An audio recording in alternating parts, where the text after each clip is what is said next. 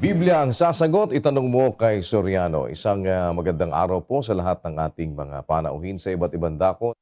Muli po ay nagpapasalamat tayo sa Panginoon sa isa pang mabuting pagkakataon na kanyang ipinagkaloob sa atin upang makapagsagawa ng pag-aaral ng mga katwiran at ng mga aral ng Diyos na binabasa mula sa banal na kasulatan. At makakasama natin ang ilang mga remote points na manggagaling sa Dubai, Macau, sa Ho Chi Minh City, sa Vietnam, sa Compostela Valley Province, sa Oroquieta City, Misamis Occidental, Masbate City, Apalit, Pampanga, Paniki, Tarlac. At tayo po ay sabayang napapanood sa pamamagitan po ng ating mga satellite providers at satellite facilities na ating ginagamit sa iba't ibang lugar kung saan mayroon tayong mga satellite receivers sa Pilipinas at sa ibayong dagat. Ngayon po ay tayo pinagsisilbihan ng iba't ibang mga satellite providers na nagdadala sa atin sa iba't ibang dako ng daigdig. Kasabay din po nating napagsisilbihan ang ating mga kababayan sa pamamagitan naman ng internet at yan po ay sa pamamagitan ng kanilang panonood sa ating live webcast. Sa kalooban ng Panginoon ay muli po nating ihahatid sa inyo ang mga tugon sa inyong mga katanungan sa pamamagitan ng mga katwirang binabasa sa banal na kasulatan. At kasama po ang lahat ng ating mga kapatid sa Church of God International at sa iba't ibang panig ng Pilipinas at sa ibayong dagat. Tayo po ay muling nagsasagawa ng ang dating daan Worldwide Bible Exposition. At para po tayo makapagsimula, kasama po natin si kapatid na Eli Soriano. Kapatid na Eli, magandang araw po. Magandang araw po sa lahat ng ating mga bisita, sa mga kapatid na kaantabay sa paggawa. Sumaatin po nawa ang patnubay, ang pangunguna at ang liwanag ng Panginoon sa ating pag-uusapang mga aral ng Ebanghelyo. Hindi po kasi madali na ang kaliwanagan ng Ebanghelyo ay makita ng tao dahil meron pong nagpapadilim ng kaisipan ng tao. Doon sa ikalawang Korinto 4:4, na binulag ng Diyos ng sanglibutang ito ang mga pag-iisip ng mga hindi nagsisisampalataya upang sa kanila'y huwag sumilang ang kaliwanagan ng Ebanghelyo ng kaluwalhatian ni Kristo na siyang larawan ng Diyos. yung sabi ni ang Apostol Pablo na Diyos ng sanlibutang ito, the God of this age, ang tinutukoy po dyan ay si Satanas. Ang ginagawa ni Satanas, binubulag niya ang pag-iisip ng mga hindi nagsisisampalataya sa Diyos para wag silang maliwanagan sa Ebanghelyo, upang sa kanila ay huwag sumilang ang kaliwanagan ng Ebanghelyo ng kaluwalhatian ni Kristo na siyang larawan ng Diyos. Kaya hindi po madaling bagay na ang aral ng Ebanghelyo ay sumilang sa puso o magliwanag sa puso ng tao kasi meron pong nagpapadilim. At ang kadilimang yan ay halos nasa buong sanlibutan. 62 ng Isayas. Sapagkat narito, tatakpan ng kadiliman ang lupa at ng salimuot na dilim ang mga bayan. Ngunit ang Panginoon ay sisikat sa iyo at ang kanyang kaluwalhatian ay makikita sa iyo. Ang hula po ni Propeta Isayas, tatakpan ng kadiliman ang lupa. Ang sabi sa English, For behold, the darkness shall cover the earth, and gross darkness the people. But the Lord shall arise upon thee, and his glory shall be seen upon thee. ang tinutukoy po sa English the planet Earth, hindi lang lupa na isang lugar. Halimbawa sa isang bahagi ng mundo. Hindi. Ang hula po, the darkness shall cover the earth. It is the entire planet Earth. Sa panahon ngayon ng teknolohiya, maaaring ang mundo ay mas maliwanag ngayon sa gabi kaysa noong nakaraang 100 taon. The earth is much, much brighter than it was 100 years ago. Because of the modern technology we have now, we can see the earth from satellite, how glorious and how bright is this blue planet of the solar system. Pero sa kabila ng liwanag ngayon sa gabi sa mga malalaking syudad ng mundo, ang natutupad po sa espiritual na kahulugan ay yung kadiliman na bumabalot ngayon sa buong lupa. Ano po ba yung kadiliman na yon na inihahasik ng demonyo sa lupa? Ang inihahasik ni Satanas sa lupa ay kadiliman. Alin po ba yon? Doon po sa Roma, sa Kapitulo 13, meron pong ganitong pahayag ang Apostol Pablo. Ang gabi ay totoong malalim at ang araw ay malapit na. Iwaksi nga natin ang mga gawa ng kadiliman at ating isakbat ang mga sandata ng kaliwanagan. Sabi ni Apostol Pablo, ang gabi ay totoong malalim at ang araw ay malapit na. Iwaksi natin ang mga gawa ng kadiliman. Yung palang kadilimang tinutukoy, mga gawain na dapat nating iwaksi o iwasan, alisin sa ating mga sarili. Alin yung mga gawain ng kadiliman na yon na ipinawawaksi ni Pablo o na galing kay Satanas? Siya ang naglalagay nito sa buong lupa, itong mga gawa ng kadiliman. Sa 13:13. Magsilakad tayong mahinhin gaya ng sa araw, huwag sa katakawan at paglalasing, huwag sa kalibugan at sa kahalayan, huwag sa mga pagkakaalit at pagkakainggitan. Kundi bagkus, isakbat ninyo ang Panginoong Hesukristo at huwag ninyong paglaanan ang laman upang masunod ang mga kahalayan noon. Ang kahalayan ng laman na nasa mga tao ngayon, yun yung kadilimang nagpapadilim sa kaisipan ng tao. Sabi ng Apostol Pablo, kung ating babasahin po yan, saka natin itutuloy, sabi niya doon sa 13:12, ang gabi ay totoong malalim, ang araw ay malapit na. Iwaksi nga natin ang mga gawa ng kadiliman, ating isakbat ang sandata ng kaliwanagan. Magsilakad tayong mahinhin gaya ng sa araw. Huwag sa katakawan, sa paglalasing, sa kalibugan, sa kahalayan, huwag sa pagkakaalit at pagkakainggitan, kundi bagkus isakbat ninyong Panginoong Hesukristo, huwag ninyong paglaanan ang laman upang masunod ang mga kahalayan niyaon. Ayon yung mga kahalayan, yung pagnanasa ng laman, sari-saring lust na nasa tao. Paglalasing, katakawan, kalayawan, kahalayan, kalibugan, yan ngayon ang nasa buong mundo. Yung mga kahalayan, makikita mo sa telebisyon, sa mga periodiko, sa mga sari-saring medium ang lumalaganap ngayon, kahalayan. Kaya ngayon, mga bata pa ang tao. Bata pa lang, marunong na ng kahalayan, kalibugan, katakawan, paglalasing. Yan ang kadilimang nakabalot ngayon sa mundo, na siya pong gusto ng Diyos maalis sa ating mga pamumuhay. At ang solusyon sa kadilimang yan, yung liwanag na manggagaling sa Ebanghelyo ni Kristo, na siya pong tema o siyang layunin ng programang Ang Dating Daan, na ang tao po ay mabahagi na nung kaliwanagang nanggagaling sa katotohanan ng Diyos sa Biblia. Binabasa natin yung mga aral ng Diyos sa Biblia para magliwanag ang nadidimlang kaisipan ng mga tao sa mundo.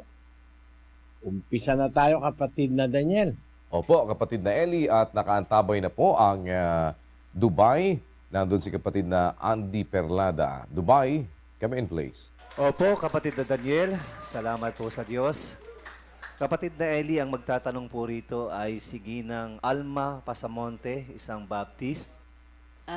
Maliligtas po ba yung taong,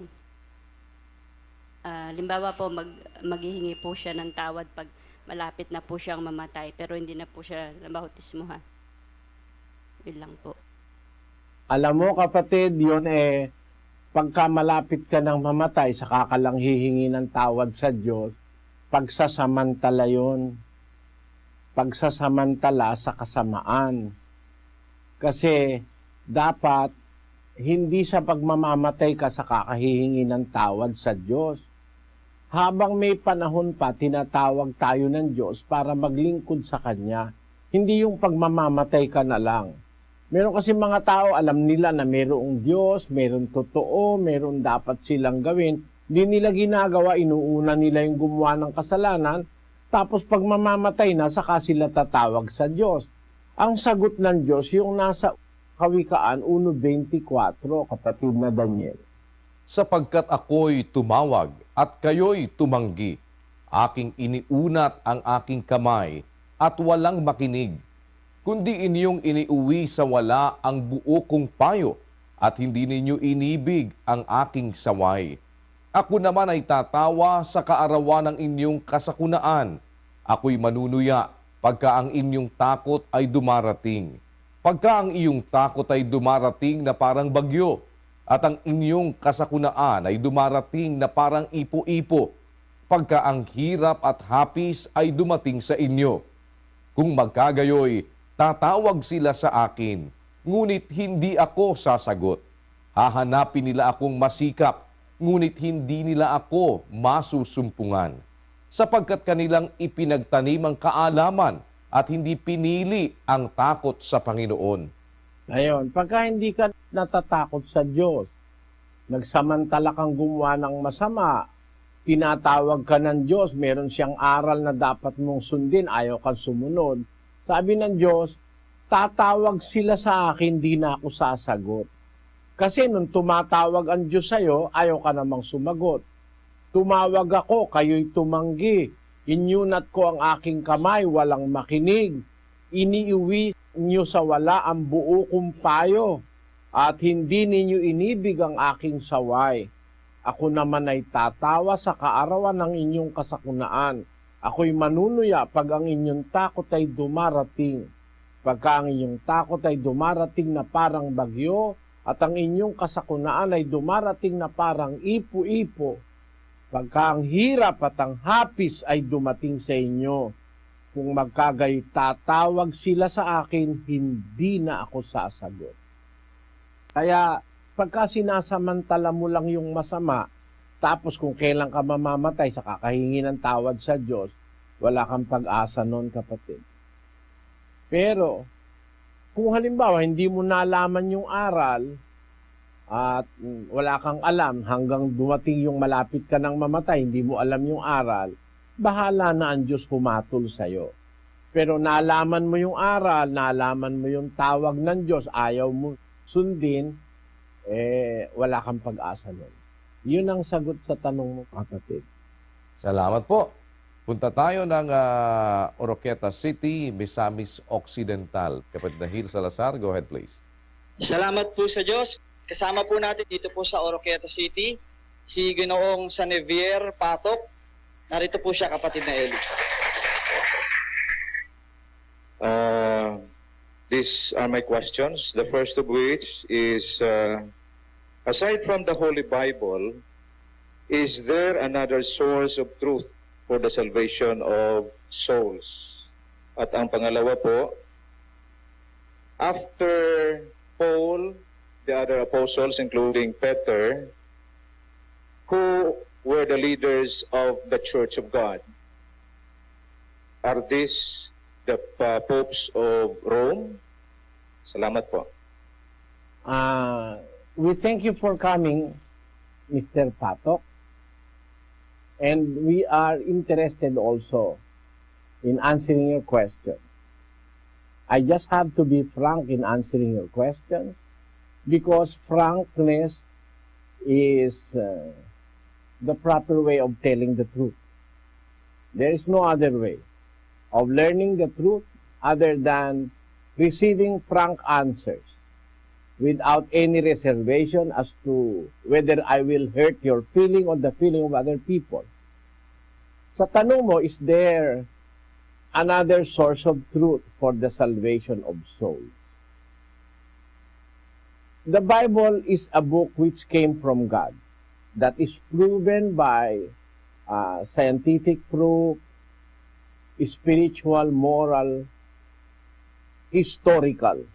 The Bible is undoubtedly a book which came from the Creator. There are things in the Bible written which cannot be written by man, by his own understanding and knowledge. The wonder of the Bible is it's a book that can prove the authenticity of itself. The Bible may not speak audibly, but the pages of the Bible proves to us that the information in this book came from someone who knows what will happen in the future. And there is no human, I emphasize, there is no human which is able to tell what is going to happen in the future. And there is no other, or there are no other religious books that have prophecies as sharp, with surgical sharpness as the Bible have. Ganito yon, kapatid. Walang libro ng relihiyon na nagsasabi kung ano ba mangyayari 2,000, 3,000 years after. Bakit? Walang may kapasidad na magsabi ng mangyayari sa futuro o sa future maliban yung nakakaalam ng katapusan. Basahin natin ang aklat ng Isaias 46:9. Inyong alalahanin ang mga dating bagay ng una, sapagkat ako'y Diyos at walang iba liban sa akin. Ako'y Diyos at walang gaya ko na nagpapahayag ng wakas mula sa pasimula. Walang gaya ko, sabi ng Diyos. There is none like me. There is none like me, sabi ng Diyos, declaring the end from the beginning, and from ancient times the things that are not yet done, saying, my counsel shall stand, and I will do all my pleasure. It is a very challenging declaration of the Lord God of the Bible. He said, there is none like me. That is a guarantee, and that is also a challenge. There is none like me, declaring the end from the beginning. So it is only God who has that capacity to declare the end from the beginning. Meaning, He has the capacity to see what is going to happen in the future until the end. He knows the end. He knows what will happen in the end, and there is none like Him. It's such a guarantee, and it is also a challenge to those who will refute the authenticity of God's Word in the Bible. He said, there is none like me that can declare the future or declare the end from the beginning. And there is no other book on earth that declares what is going to happen 1,000, 2,000, 3,000 years before it happened. Let me prove that. In the book of Daniel, chapter 12, verse 4, the Lord God of the Bible said, But thou, O Daniel, shut up the words and seal the book, even to the time of the end. Many shall run to and fro, and knowledge shall be increased. You see, you cannot imagine what is the meaning of this verse just 200 years ago or 300 years ago. You cannot, in your mind, perceive what the verse means 300 years ago. But this was written by Daniel about 500 years before the birth of Christ, meaning that this verse of the Bible was written 2,700 years before our time. Because the book of Daniel was written in 536 BC, meaning 536 plus 2,000, it's more or less 2,600 years ago when this prophecy of Daniel was written by the inspiration of God's Spirit. And what does the prophecy say? Thou, O Daniel, shut up the words and seal the book even to the time of the end. There is what the Bible calls time of the end. What is that particular time in history?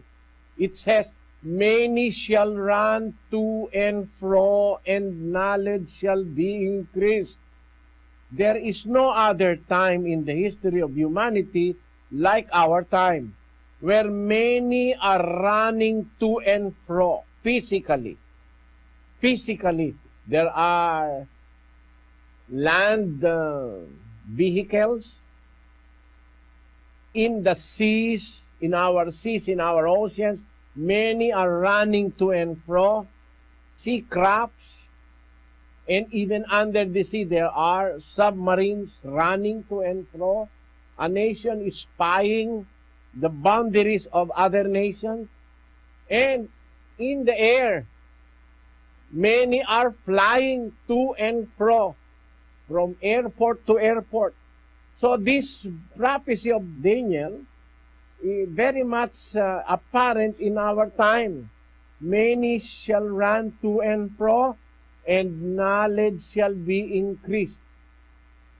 There is no other book saying what will happen precisely in the future other than the Bible, because it is the book that was caused by God to be written through His holy prophets and apostles, and God guarantees one thing in the Bible that no other book can claim.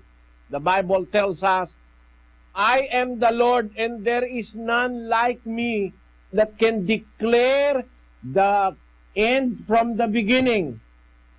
From ancient times, the things that are not yet done. You see, it's only the Bible that contains prophecy of future events. Very precisely, they are now being revealed in our times. The preciseness of all the prophecies of the Bible is something nobody can refute. For example, in the year about 30 or 34 AD, the Lord Jesus Christ speaks of a war. And He said that there will be war in Jerusalem, wherein the temple will be destroyed. There is no stone on top of another stone that will remain. Every stone will be turned, and that is the destruction of the temple in Jerusalem. The Lord Jesus Christ said that about the year 30 or 34 AD. It happened very precisely after the assumption of the Lord Jesus Christ in the year 70 AD. In the year 70 AD, the Roman army ransacked the city of Jerusalem, destroying even the temple, which is regarded by the Jews as the most sacred place of their worship. Nagkaroon ng digma sa Jerusalem anyo 70. Ito ay sinabi ng Kristo na tupad sa tamang panahon. At bago pa si Kristo, hinulaan na yan ng mga propeta na magkakaroon ng destruction sa Jerusalem. Basahin natin ang Daniel 9:2. Nang unang taon ng kanyang paghahari, akong si Daniel ay nakaunawa sa pamamagitan ng mga aklat ng bilang ng mga taon na sinalita ng Panginoon kay Jeremias na propeta dahil sa pagkaganap ng pagkasira ng Jerusalem, 70 taon. Exactly. Ang pagkasira ng Jerusalem, 70 taon. Nasira ba ang Jerusalem? Itong hula ni Propeta Daniel na ito, ay inulit ito ni Kristo na magkakaroon ng pagkasira sa Jerusalem na sinasabi si Propeta Jeremias, sabi ni Propeta Daniel, naunawa ko, mayroong mangyayaring pagkasira sa Jerusalem, 70 taon ang ganap, masisira ang Jerusalem. At naganap nga ito. sinira ng Roman army ang templo sa Jerusalem dahil nagkaroon ng gera. Yun ang sinasabi ni Kristo, makakarinig kayo ng digmaan, sabi niya sa mga alagad. Narinig ng mga alagad yon, digmaan na yon, kasi buhay pa ang mga apostol noong anyo 70. Eksakto nangyari. Wala namang ibang aklat sa mundo, kapatid, na nakakapagsalita ng what will happen in the future. At hindi lang mga hula, pati mga informasyon sa Biblia, napakatama, precisely tamang-tama. Halimbawa, nung sabihin ng Diyos kay Abraham, ang lahi mo dapat tutuliin ng lalaki. Sa 8 araw, lahat ng lalaki sa inyo tutuliin. Kaya nga si Kristo, nung ipanganak tinuli siya nung 8 araw Ang makakapagtaka, bakit ang sabi ng Diyos kay Abraham, tutuliin sa 8 araw. Pagkapanganak sa 8 araw, tutuliin. Nung una, hindi naiintindihan ng mga doktor ito Pero nitong nakaraang ilang taon, nakita ng mga doktor, tamang-tama yung salita sa Biblia. Gusto kong ipabasa ito, kapatid na Luz, sa iyo, yung finding tungkol sa vitamin K. Opo, ito po yan. In 1935, Professor H. Dam proposed the name vitamin K for the factor in foods that help prevent hemorrhaging in baby chicks. We now know vitamin K is responsible for the production by the liver of the element known as prothrombin. If vitamin K is deficient, there will be a prothrombin deficiency and hemorrhaging may occur. Oddly, it is only on the 5th through the 7th days of the newborn male's life that vitamin K produced by bacteria in the intestinal tract is present in adequate quantities. Vitamin K, coupled with prothrombin, causes blood coagulation, which is important in any surgical procedure. Holt and McIntosh, in their classic work, Holt Pediatrics, observed that a newborn infant has peculiar susceptibility to bleeding between the 2nd and 5th days of life. Hemorrhages at this time, though often inconsequential, are sometimes extensive. They may produce serious damage to internal organs, especially to the brain, and cause death from shock and exsanguination. Tignan mo itong eksaktong ito na impormasyon sa Biblia. Bakit ang utos ng Diyos kay Abraham ay tutuliin ang kanyang mga anak na lalaki sa 8 araw? May natukla-tuklasan ng mga doktor. Ang tao pala, lalo na yung lalaki, wala siyang adequate amount of prothrombin with vitamin K na nagkokos ng tinatawag na blood coagulation, yung pagbubuo ng dugo. Pag wala yung pagbubuo ng dugo, yung coagulation, pag nasugatan ka, dudugo ng dudugo yun hanggang mamatay ka pag wala kang vitamin K at saka yung prothrombin. Na natuklasan ng mga siyentipiko at mga doktor ng medicine na ang tao pala nagkakaroon lang ng prothrombin at saka ng vitamin K pagka mula sa 2 hanggang sa 7 araw mula sa pagkapanganak. Kasi doon pa lang gumagana yung kanyang digestive system. It is interesting to note that the digestive system through the liver produces vitamin K. Without sufficient amount of vitamin K, you cannot produce prothrombin. Prothrombin is a very important factor and vitamin K for the blood coagulation, as they call it in medicine.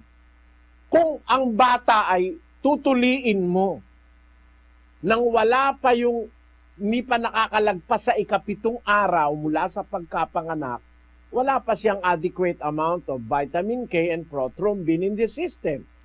Maaaring magkaroon siya ng hemorrhaging dahil walang blood coagulants present in the system. Ang nakakapagtakat, nakakapamangha-mangha, libo-libong taon, wala pang alam ang tao sa medisina, sinabi ng Diyos kay Abraham, sa 8 araw, tutuliin niyo yung inyong mga anak na lalaki. Sabi ng Diyos kay Abraham, ito ang aking tipan sa inyo. Nagpapakita lang na even scientifically speaking, the Bible is very exact. Bakit? Kaya pala ikawalong araw kasi pagka ikapitong araw pa lang makukumpleto yung presence ng prothrombin at saka ng vitamin K in the system of a male baby boy. Kaya eksakto ang Biblia scientifically. And there are other proofs of the exactness of the Bible scientifically. Pati ang history and archaeology proves that things that are written in the Bible are not make-believe things. They are not inventions.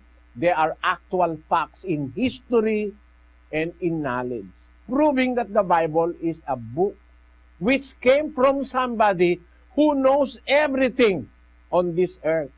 Somebody that knows what will happen in the future, just like the prophecy in Daniel, when the time of the end was spoken by the Lord, there will be many shall run to and fro, and knowledge shall be increased. Who can imagine what the computer may do 200 years ago? This verse have been read by most presidents of the United States of America. Abraham Lincoln may have read this verse, but he was not lucky enough to witness the fulfillment of that prophecy in Daniel, where the Bible says, maraming tatakbo ng paruot parito, ang kaalaman ay lalago. 200 taon na nakakaraan, di naman mo maiintindihan pa itong masyado Pero ngayon maintindihan mo, gaano ba kalago ang kaalaman ngayon? Lumating yung computer, dumating na rin yung robot. Yung robot nagwe-welding na. Yung robot nag-o-opera na. Ganon kalaki ang kaalaman ngayon na hindi mo maiintindihan ganap 200 years ago. Ngayon lang naman nagaganap yan sa panahon ng kawakasan. That shows how precise the Bible is and how precise the Word of God is. Kaya, ang lahat ng impormasyon na sa Biblia, pinapatutuhanang galing sa Diyos ng istorya, ng siyensya, ng ating common sense, ng ating understanding, napapatunayang totoo ang Biblia at walang ibang aklat na ganito. Kaya to your question, is the Bible the only source of truth for the salvation of souls? My answer is very, very big yes. It's the only source of truth for salvation. I have read much of religious books that are available at my reach. The Vedas of the Hindus, the book of the Baha'i faith, allegedly dictated by God to Baha'u'llah and Shoghi Effendi. I have read those books. I have read the doctrines of the Catholic Church, the faith of our fathers. I have read practically all bases of religious belief. And I have found the Bible to be the only book speaking of the absolute truth. Mahirap lang sabihin sa'yo lahat-lahat, kapatid. Bawa, nabasa ko yung sinulat ni Shoghi Effendi, yung relihiyong galing sa Iran. Bagay, yung Iran malapit sa pinanggalingan ng Kristyanismo. Yung Baha'i faith sabi, lahat kanang nilikha ng Diyos, dalawa-dalawa. Meron laging katumbas. Parang ibon, merong pakpak na kaliwa, may pakpak na kanan. yun ang sabi raw. Galing daw sa Diyos yun. Sabi ko, mali. Bakit? Hindi totoo na lahat ng nilikha ng Diyos, dalawa-dalawa. May babae raw, may lalaki. Bakit?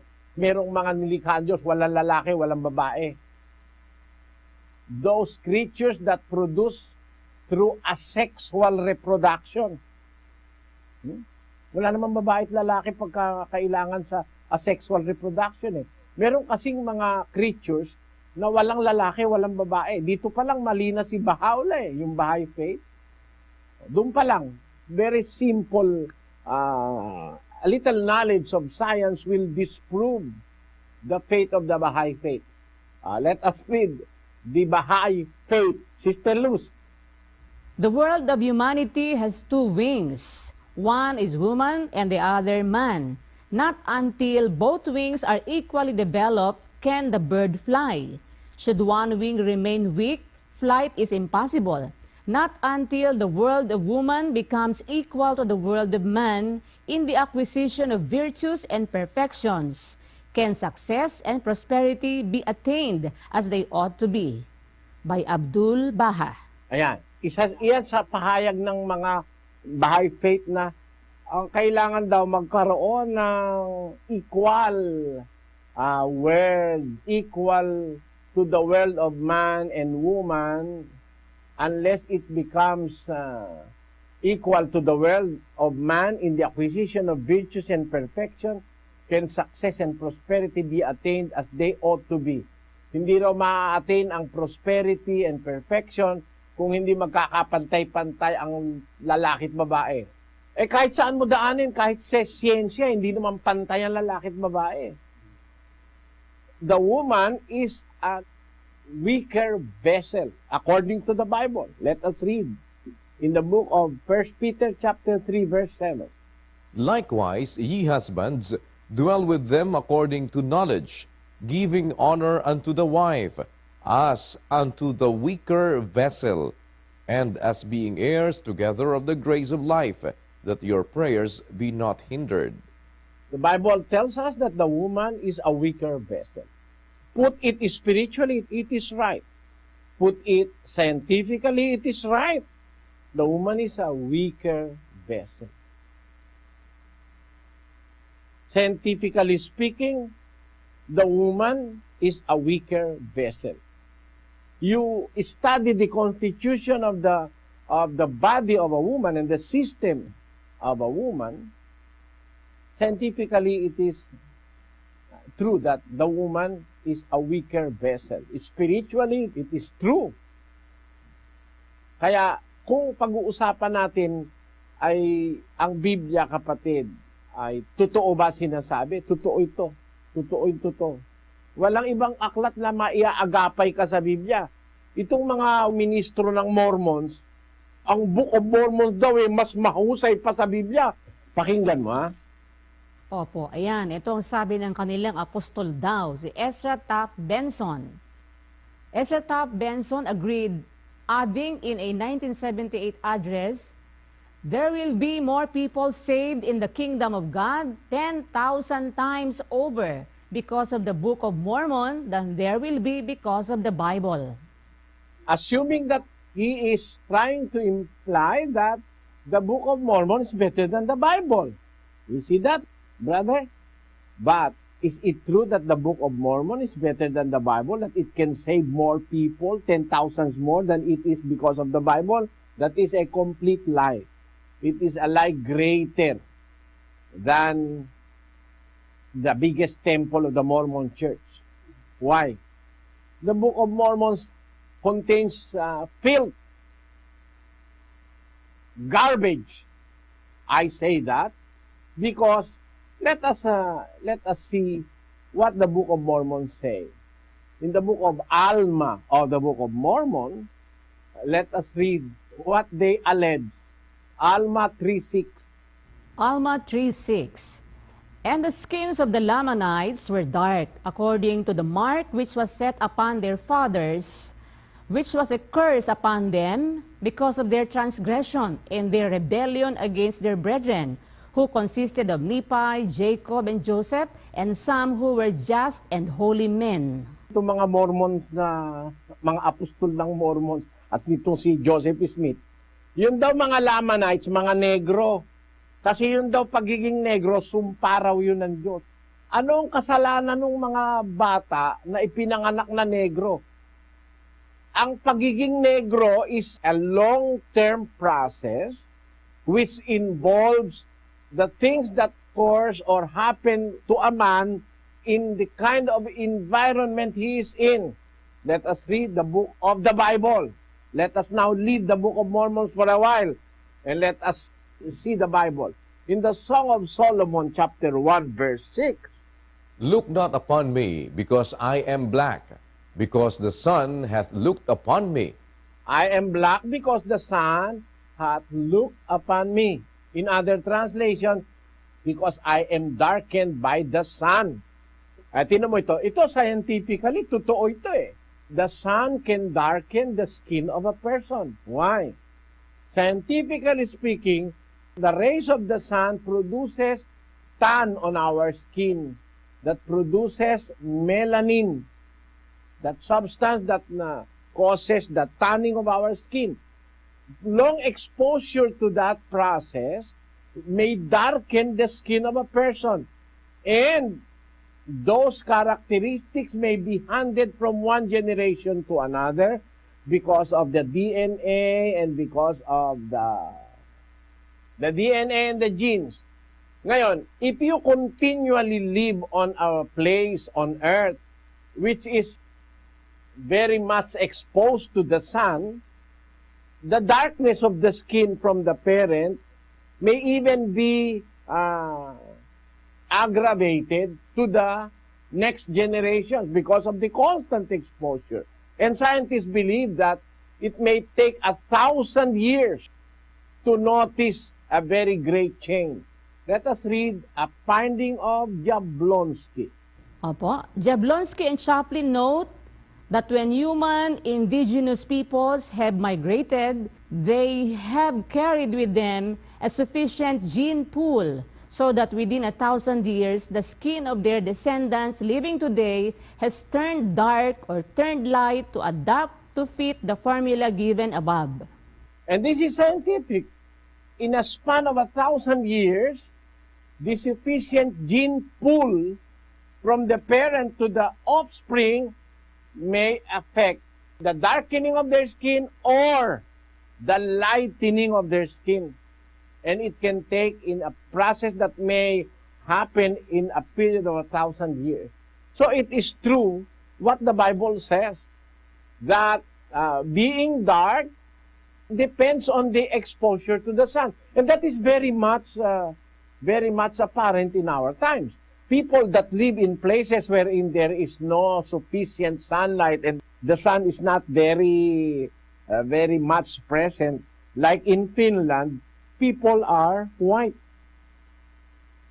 But in Africa, where the rays of the sun is so intense, people have turned to be very black. But does that mean that they are cursed? No African will accept the explanation of the Mormon Church that they were cursed because being dark is a curse. Yung pagiging negro raw ay sumpa, mali yun. Ang katunayan, ang Book of Mormons nag-prophesy, mali, palpak. Basahin natin, Sis Luz, ang palpak na prophecy ng Book of Mormons. Doon sa Doctrines and Covenants, Section 84.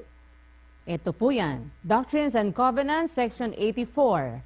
A revelation of Jesus Christ unto his servant Joseph Smith Jr. and 6 elders as they united their hearts and lifted their voices on high. Yea, the word of the Lord concerning his church, established in the last days for the restoration of his people, as he has spoken by the mouth of his prophets, and for the gathering of his saints to stand upon Mount Zion, which shall be the city of New Jerusalem. Which city shall be built beginning at the temple lot, which is appointed by the finger of the Lord in the western boundaries of the state of Missouri, and dedicated by the hands of Joseph Smith Jr. and others with whom the Lord was well pleased.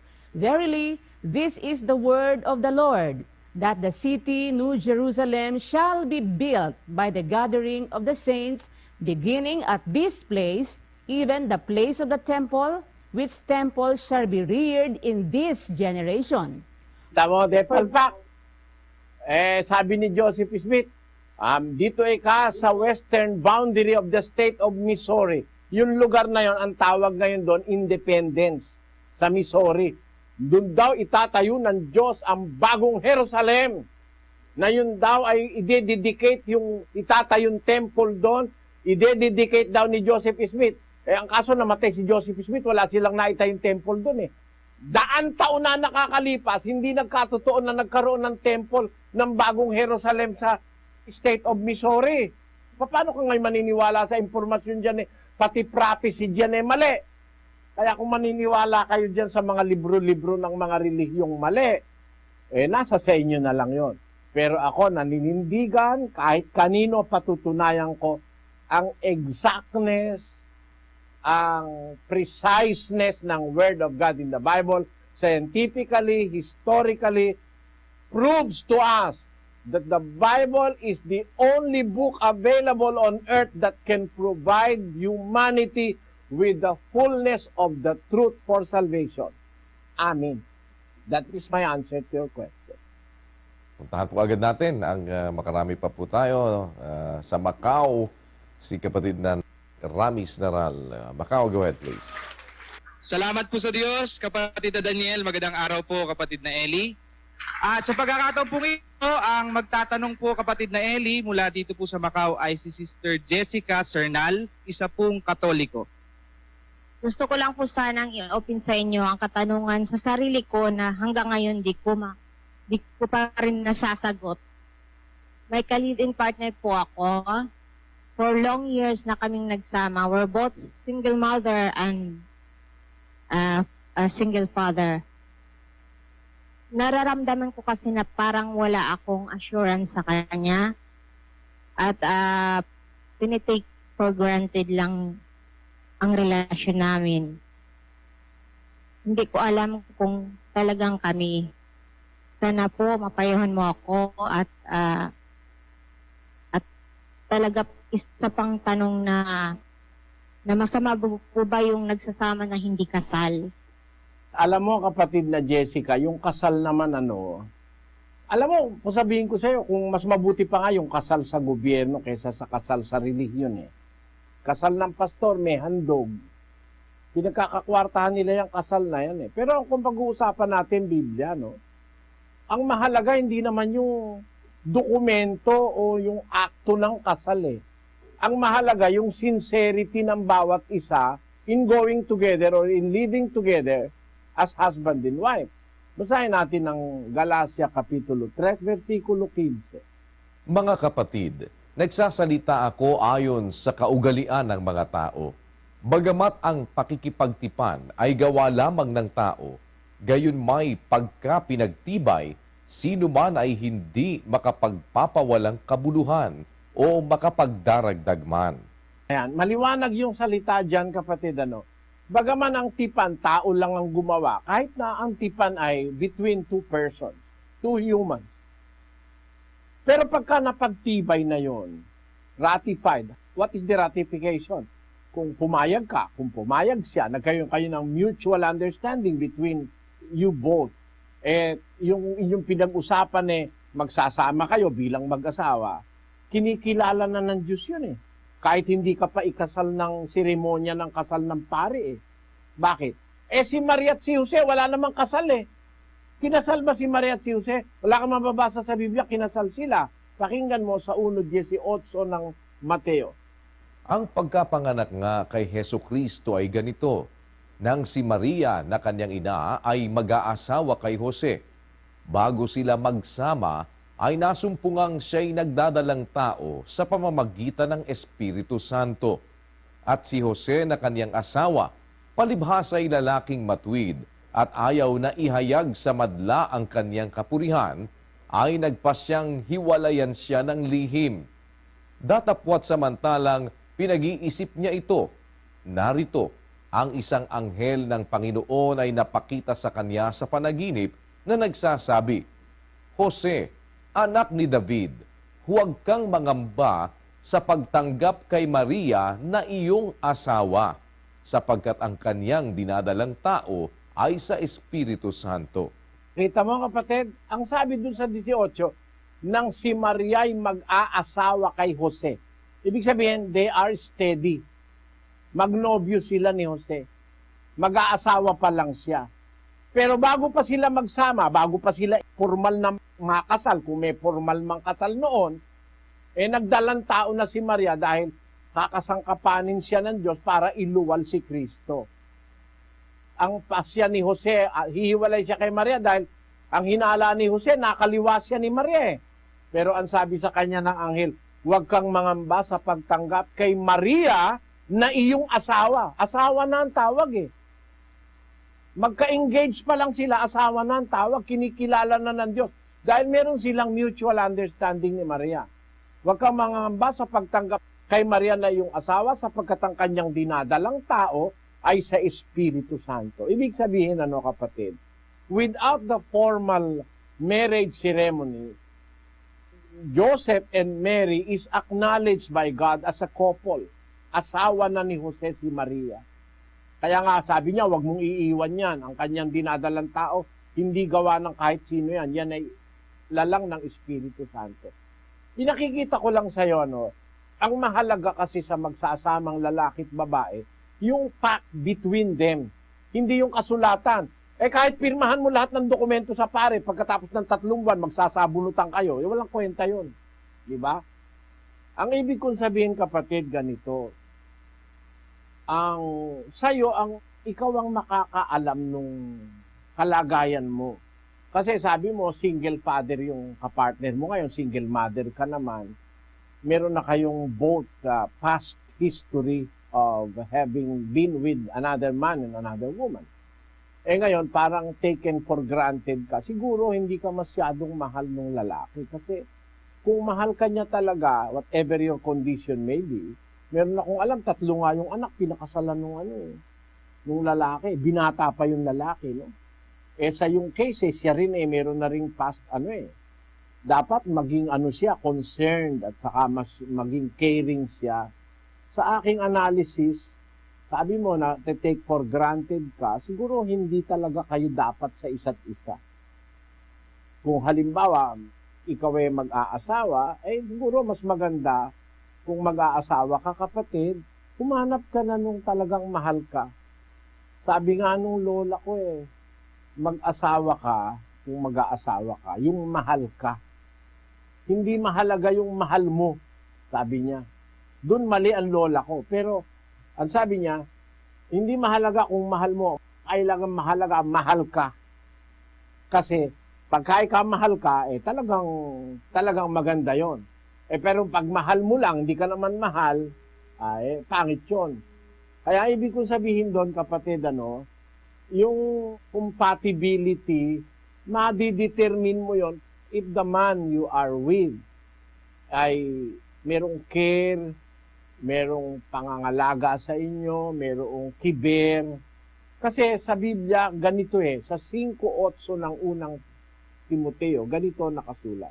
Datapwat kung ang sino man ay hindi nagkakandili sa mga sariling kanya, lalong-lalo na sa kanyang sariling sangbahayan, ay tumanggi siya sa pananampalataya at lalong masama kaysa hindi sumasampalataya. Ang analysis ng Diyos, ang isang tao na hindi niya kinakandili yung kanyang sarili, lalo na yung pamilya niya, masamang tao yun. Kaya yung mga irresponsabling ama, irresponsabling ina, considered ng Biblia yun masamang tao. Pag hindi nagpapahalaga at nagkakandili sa kanyang sariling sambahayan. Kung wala kang makitang sa asawa mo ngayon o sa kasama mo ngayon na feeling of belonging o feeling of caring para sa sambahayan, delikado ka. You might as well spend the rest of your life in agony. Kaya yung marrying, if you are marrying someone, you have to consider also the rings that goes with it. Sabi nung nabasa kong isang katatawanan. Yung pag-aasawa na maraming rings. Engagement ring, tapos wedding ring. Kasunod na nun, suffering. Kasunod pa nun, enduring. At marami pang mga ring. Sana mag-ingat ka before making your final decision as to the person you are planning to live your life until death. Yun ang aking masasabi sa iyo, kapatid. Salamat po, Brother Eli.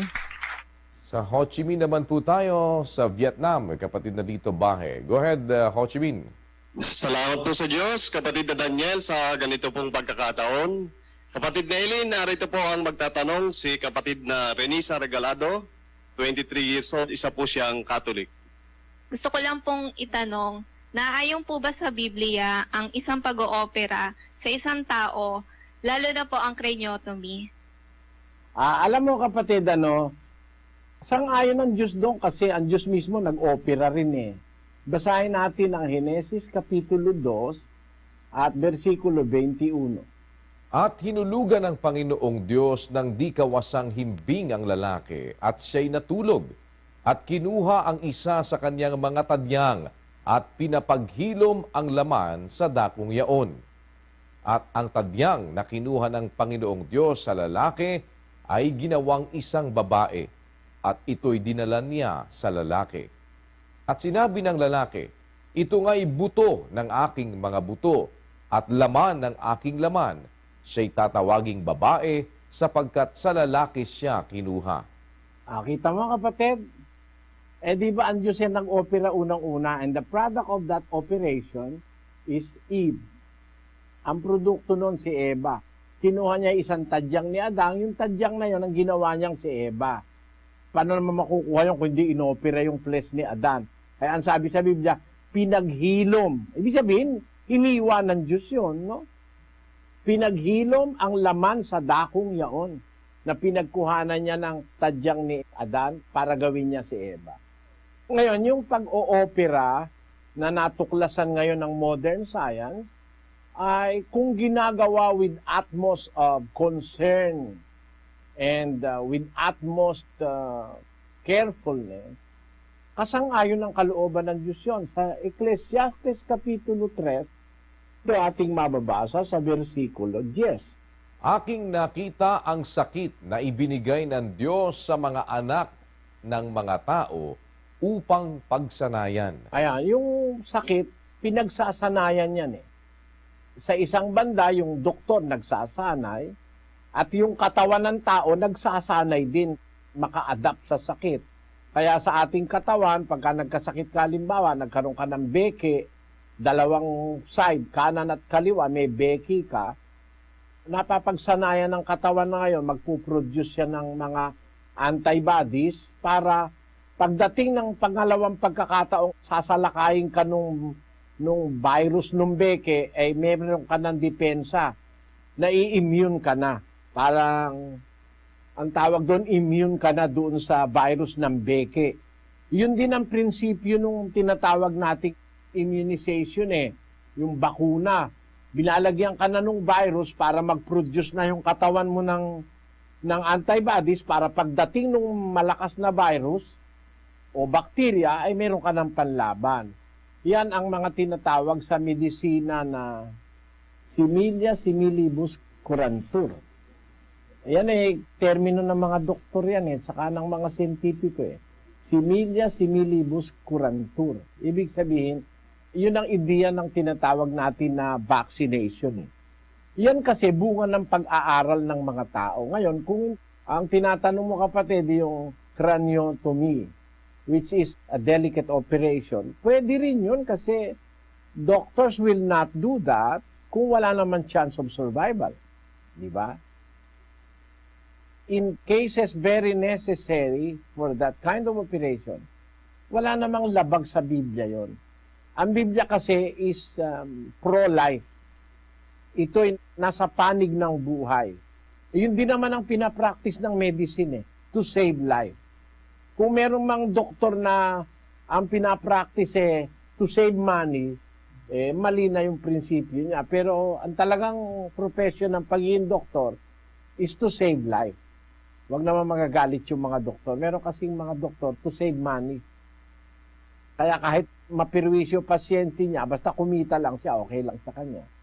Pero in cases like what you are asking now, wala akong makita sa Bibliang yun ay mali. Tignan natin, Sis Luz, ang kahulugan ng craniotomy. A craniotomy is a surgical operation in which a bone flap is temporarily removed from the skull to access the brain. Craniotomies are often a critical operation performed on patients suffering from brain lesions or traumatic brain injury, TBI, and can also allow doctors to surgically implant deep brain stimulators for the treatment of Parkinson's disease, epilepsy, and cerebellar tremor. The procedure is also widely used in neuroscience for extracellular recording, brain imaging, and for neurological manipulations such as electrical stimulation and chemical titration. Human craniotomy is usually performed under general anesthesia but can be also done with the patient awake using a local anesthetic. The procedure generally does not involve significant discomfort for the patient. In general, a craniotomy will be preceded by an MRI scan which provides a picture of the brain that the surgeon uses to plan the precise location for bone removal and the appropriate angle of access to the relevant brain areas. So, yung craniotomy na sinasabi, kapatid, ay ano naman yan? It's not a suicidal procedure. It is a procedure wherein the patient may be relieved of the problem. Kaya okay lang, kapatid. Kaya lang kung minsan, you have to consider the age of the patient. Kung ang ooperahan mo sa ulo ay 91 anyos na, you might as well let him rest. Diba? Kung halimbawa 91 anyos na, o kaya 80 anyos na, bubuksan mo pa yung bungo, tapos yung iskal, naku, maselan yun, kapatid. Yun ang sagot ko sa'yo, kapatid. Opo, maraming salamat po, Brother Eli. And with that, kapatid na Eli, ay muli pong tayo ay pansamantalang magpapaalam at nagpapasalamat tayo sa lahat ng ating mga panauhin na nagpaunlak po sa atin na dumalo sa atin pong Worldwide Bible Exposition. At sa lahat po ng mga nanonood sa pamamagitan ng atin pong satellite feed sa iba't ibang lugar ng ating bansa at maging sa ibayong dagat sa pamamagitan po ng ating live webcast. At hindi man po natin mabigyan silang lahat ng pagkakataon na makapagtanong sapagkat napakarami po niyang lahat ng remote points na yan na hindi natin maia-accommodate na sila po ay mabigyang daan na makapagbigay ng kanilang mga katanungan. Subalit naniniwala po tayo sa tulong ng Panginoon sa mga tanong na itinanong ng ating mga kababayan at panauhin ay nabuksan din ng kaisipan ng maraming nanonood at nakikinig ng pagtatanghal po na ito ng ating ginagawang Worldwide Bible Exposition. At muli, kami po ay nagpapasalamat sa Panginoon sa isa pang mabuting pagkakataong kanyang ipinagkaloob sa atin ngayong araw na ito upang tayo po ay makapaglingkod sa ating mga kababayan.